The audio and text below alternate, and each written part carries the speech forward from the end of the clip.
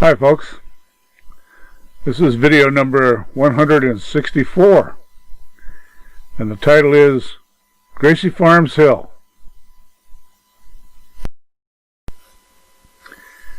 There were two experiences I will relate that occurred on Grayce Farms Hill.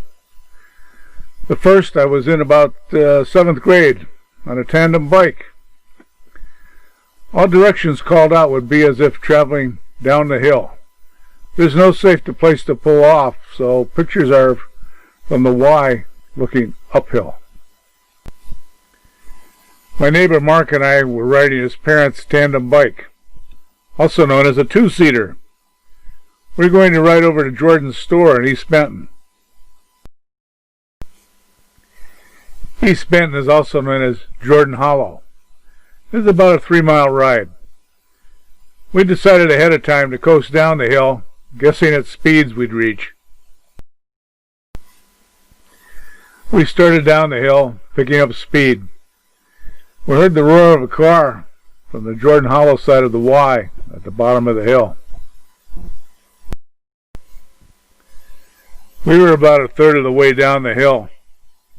The car ripped through the Y and normally would have come up the hill. It was going so fast, the car went airborne. Being dumb teenagers, we had decided to coast down the oncoming lane to make sure we could make the right-hand turn at the bottom of the hill.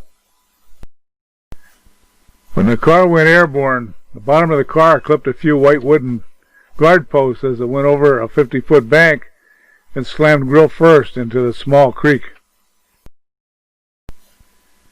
Being on the wrong side of the road, it was a close call. If we were half a second sooner, we'd have been hit and taken over the bank too. Lesson learned. We locked up the brakes, but it took us almost to the bottom to get stopped. We ran back up the hill in time to see the driver crawl up to the guard cables.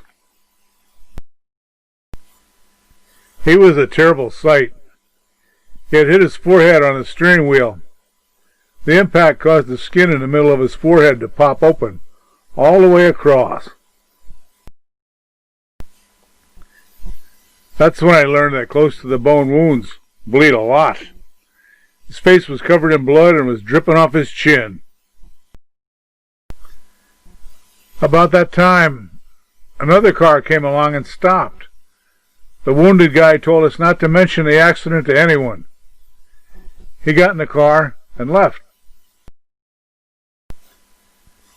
Mafia activity was well known here at the time.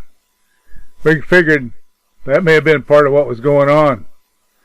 We never said a word to anyone. The second incident had already occurred when I came upon it. I was on my way to work at the heavy equipment school. On the right side of the road near the bottom was an old apple orchard. The orchard was in a hollow. The treetops were just a little above the road.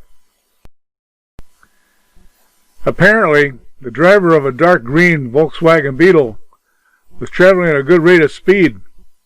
This car came through the Y from the left and went airborne, clearing the guide cables.